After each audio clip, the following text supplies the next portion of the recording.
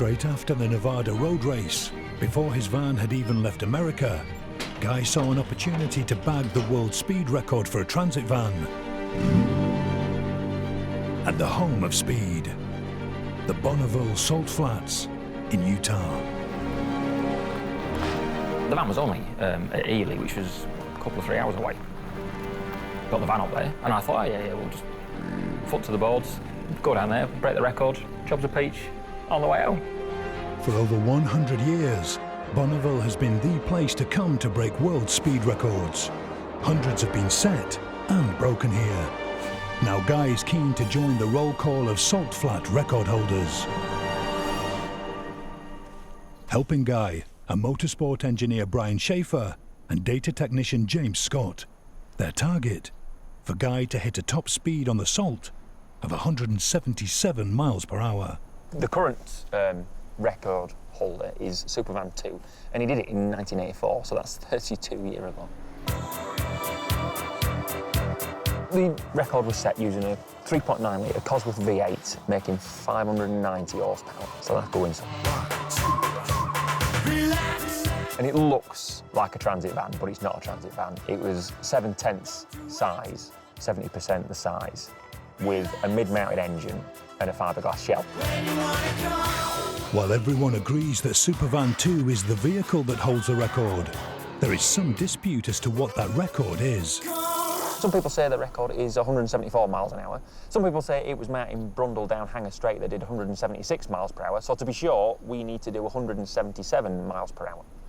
Right. So we've got quite a lot of salt today. We've got a long stretch. We've got 5 miles to run on. Timing gate right at the end, so we'll know our final speed there. Guy's first run will be at relatively low speed. That us? Looking forward to it. Well, don't give me a light. Called a shakedown, it's used to ensure the van is working correctly and also allow Guy to assess how the van behaves on this new surface.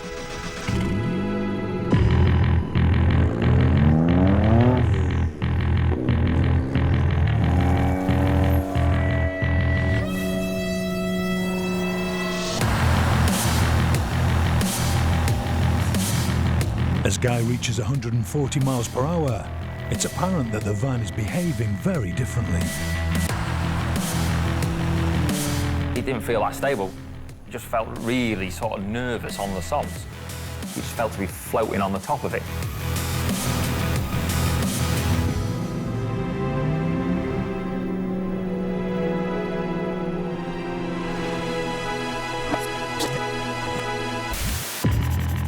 The van's tyres are designed to work on tarmac. When looked at in close-up, tarmac has a rough surface. The rubber tyres of a car fold around this, and that's what allows them to grip a road so well. The larger the contact area, the more grip. While the surface of the Salt Flats looks similarly rough in close-up, it's a lot more brittle and is covered with a layer of loose granular dust. Guy's relatively wide road tyres can't cut through the dusty, brittle surface, preventing them from gaining sufficient grip to use all the van's power.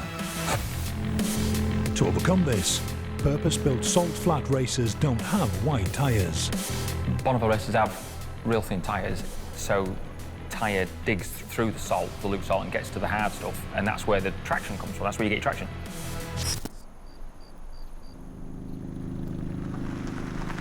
So you're a bit lively. It's a big one thing, would you?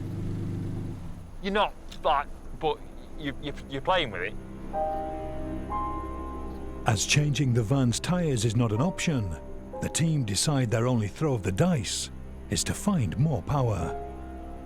New data for the engine's electronic control system, known as an engine map, is emailed over from the factory in England and loaded into the van. These boys haven't pushed this engine that far yet, so we're going into the unknown. She might chuck a rod out. Oh, well, we're here for one reason, aren't we? We're here to go fast.